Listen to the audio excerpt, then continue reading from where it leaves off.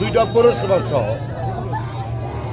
আমাদের এখানে 8টা union, 9টা union, রোজারি 8টা union, একটা লোক আমাদের বাড়ি করে নাই। সমস্ত লোকগুলি পালিয়ে গেছে।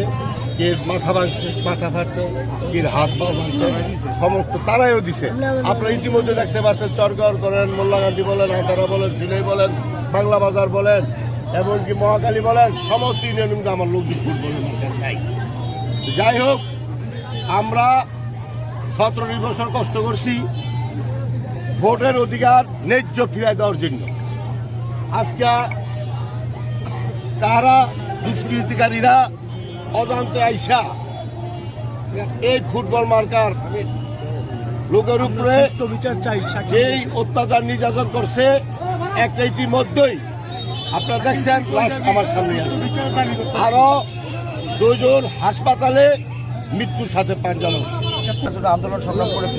আপনারা দেখেছেন যে আমরা এই অঞ্চলে বিরুদ্ধে মানুষের অধিকার প্রতিষ্ঠার জন্য, ভোটের অধিকার প্রতিষ্ঠার জন্য আন্দোলন করেছি। আমরা তখন বলেছি যে মানুষের যাতে বাধাহীনভাবে মানুষ ভোট দিতে পারে, ভোট দেওয়ার কারণে যাতে কোনো ধরনের রক্তপাত না হয়, ভোট দেওয়ার কারণে যাতে কাউকে হত্যা করা না হয়, এই কমিটমেন্ট আমাদের কিন্তু দীর্ঘদিনের এই আন্দোলন সংগ্রামে ছিল। কিন্তু বর্তমান সময়ে দুঃখের সাথে বলতে হয়, এই আমাদের স্বতন্ত্র প্রার্থী এবং ধানের প্রার্থীর মধ্যে যারা সমর্থন করেছে, ধানের পক্ষে যারা কাজ করেছে, আমরা দেখেছি তাদের দ্বারা আমাদের ফুটবল সমর্থককে হত্যা করা হয়েছে।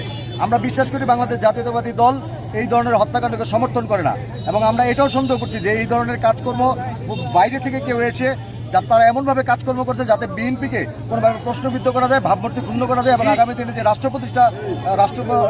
বাংলাদেশের প্রধানমন্ত্রী হতে যাচ্ছেন তারেক রহমানকে নানাভাবে প্রশ্নবিদ্ধ করার জন্য ষড়যন্ত্র করা হচ্ছে। কিন্তু আমরা যে জিনিসটি চাই, কারণে কোনো মানুষ যাতে মৃত্যুর মুখে না পড়ে, হত্যা না করে, খুন না করে। আমরা প্রতিটি মানুষের জীবনের নিরাপত্তা দিতে চাই এবং সেটি নিশ্চিত করার জন্য আমরা যেই কোনো পদক্ষেপ নিতে প্রস্তুত আছি।